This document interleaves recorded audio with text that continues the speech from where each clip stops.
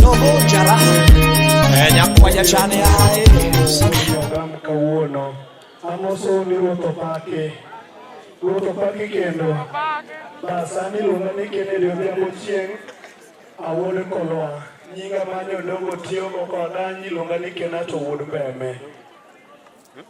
Kando kadonjo higa mokalo dwe mar achiel kanagochone nayudo kasagochone jothumbe mang'eny to ne kita koni gi koni. Wuod Nyogam nagochone to penja nasatiyo gi jathum mane nanyise ni onge.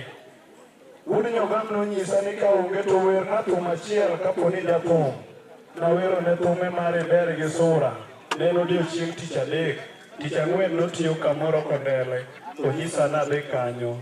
Noneno kan ng'ama nigi chuny mar tich. Wuod Nyogam nokawa mokachulo kata siling achiel machako tich ne. Okang' nadhi mang'eny. Wuod Nyogam wadhi lus mang'eny kuome. Sana sana odiochieng' mar wuok tich nyich wang'e ni gimoro amora wan ka Wuod Nyogam nyaka gimoro godhiambo kata saa 7.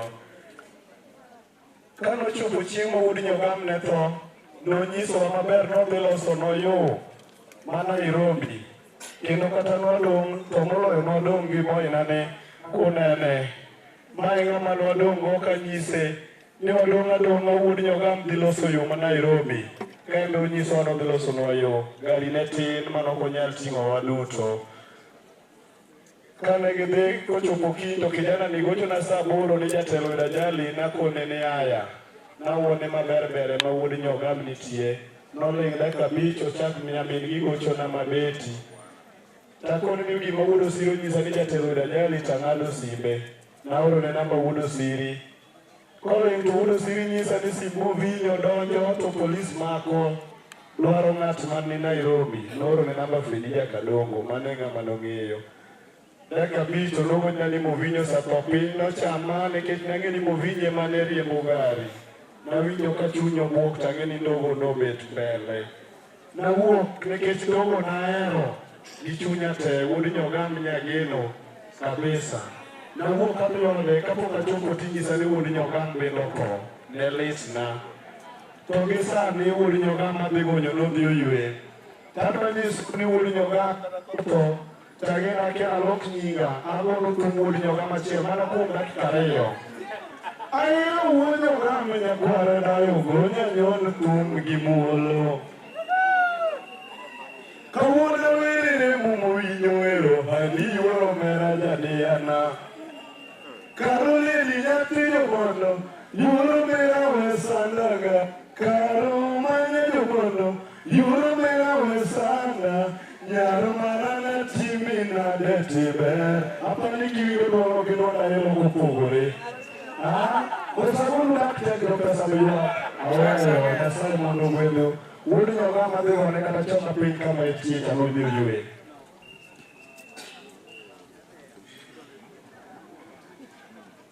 An giluonga Steve Otieno, Awuod Aneno. Dogo kane wang'ere gi Dogo higni 5 mokalo. Mano kong'ere kode kosiep. Bang'e noduogo dhi, Dogo bedo jatenda. En Dogo bedo jatenda, nene oyudo ka wago mbaka gi Dogo. So Ndogo, sani bwana iwacho kanye? Sani bwana senti rach, lakini an program ma wanini Dogo bwana. Aba niyo jopache. Anyalo temo manyo ng'eti kaka mosiep. Manyo Dogo tich. Bache moko adek. Bang'e to Dogo noluongowa Alphonse akwayo niya Steve ni kaka nene nyalo bedo manager. Ada mondo wati Steve kaka manager. Bang'e nene Alphonse mana chal kaka nini mare. Alphonse na oyie mo bedo go meeting mora bedo go kabro go Bayala Manyata. Kamano tiyo gi Dogo nyaka Nyoro kanya Dogo tho. Moro gimo 2 weeks bang'e to Dogo tho. Ema nene wawere gi Dogo ka Dogo management nosiepna ni. Lakini anyalo luongo Dogo kaka mwalimu kech ne kata manwatiyono nyalo bedo manager but Dogo emoni ni kuoyo tam. Amusu no kwe. Ani lo mani Brian anu wot got kukwika. Dogo en kako wadwa en mano gola idala ka podi koda Kisumu. Kose di koda Kisumu en mano puonja go to. Karo puonja go to. Kone. Koro kano puonja go to natimo nega backup. Makata wer winjo mogolo manyien no mar karo. Wer no ne wakompos kwan kode tikone mabende na wer. Koro en gima lit saidi nen kako wadwa en mano gola dala ka watiyo kode less than 2 gigas. Aito en owuon en mogola to tera ka Fredi Jakadongo. Sani koro onge gome no tera ka Fredi Jakadongo. Mani chunye ni kumo kwe. Ne anyuola wede kod osiepe mobiro koma bawa. Aila ne luonga ni nyathina. Amosuono kwe uru. Ginyinga iluonga ni Alphonse Onyango Owino. An wuod Odiang Kindumei. Kopogore gi mano, michatiyo gi Dogo kaka MC mare. Naluongora ni MC Banyi. Kopogore gi mano kendo, Dogo ne chalo wadwa.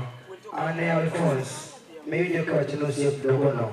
Dogo ne wang'iyogo through Fredi Jakadongo kano wito mamane ka higni moko ariyo mokalo. Kanyo manang'e osiepwa nodhi mochopo kama ka en gi shida moro tonyalo biro ira to nyisa ni nyathina nitiere gima chanda to wabedo wadiscuss watieko. Abe ka an gi shida aluonge baba nitiere gima chanda watieko wadiscuss. Koro nyisa ni oriembo ng'ato tich kapenje ni yawa arene ng'amiriembo ni. An kachunga iluonga ni Samson Otieno Kongo, wuod Kisumu Siri. Nyinga ma en manomiya nikech noneno ka an wuoyi maduong', nonyisa ni an kod an Bigi. Koro nadhi alokone Sam Bigi wuod Osiri. An ka nadonjo e thum, Dogo ema norwaka. Nanyise ni adwa nabed jathum. To penja ni isetiyo gi ng'ato, anyise ni onge. To nonyisa ni tich mane mitiyo, nanyise ni ariembo apiko. To penja ni ang'o midwa we apiko ni biro e thum. Nanyise ni chunya gomba mondo abed e thum. To wachako kode tich. Iwate diere Dogo nochako chula. Kata ka pod akia go geng'o jalo nochula. Topuonja to siling namiye be onge. To gima nang'e gi jata kane dhi mana tok weri. Kana tok weri. Drum an mana goyo. To jo Dogo mano bedo nonindo nwadong' gi jamani miluongo ni Jalela ji ariyo ema nwadong' godo. Ka Dogo nyisa ni Bwana Prince wadhi Nairobi. Tanyiso Dogo ni babu famili ok anyal we kamano. Chuna ni mondo adog chien abia gi famili alafu abi. To Dogo nyisa ni saa 5 gona sima ket ni fea tich adek ibi nikech tich ang'wen watiyo osiepe. To sima nayudo mar Dogo nayudo mar thone. Agone Nyasaye erokamano nikech no wadong' gi Jalela. Mad Nyasaye ket Dogo chunye kumokwe.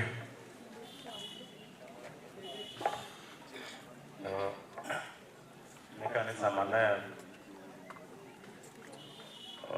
welo jodala to gi jomodong' mobiro puonjonwa ko Dogo Jaral mosono sawa. Karawo nying iluonga ni Amos Makokelo, nying thum iluonga ni Jalela ma Bwana ni Bwel kata Mak Jalela. To iromo to wile ne biti kone kafe ya machandu uta promio Jalela ya mano rivila kanya ma adhi nyaka Kayole. Koro nang'ena dugon Wednesday chieng' tich. To ema ka lingo kinyi to yudo gino timore. Koro mano bedo kamano ma Nyasaye at least pod ng'ato nyalo nena. Bedo nego bino wadhi gi jomad te. Ne ologo oksi kata wish manya chechigo ji 8 kata 10. Ne wada ting'o band te. Koro Nyasaye manomako chuny weg geche mong'eyo geche te nodhi haya mwayudo matin no. At least wakomne Nyasaye kamano.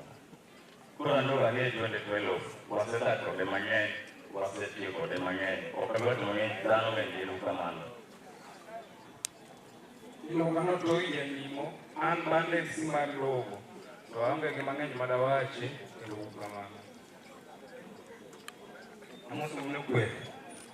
Okay, kinyinga iluonga Paul Kachali. An ka ang'e dogo 2019. To watiyo gi dogo, kata rach kata ne ber, to ne wakoma gi dogo.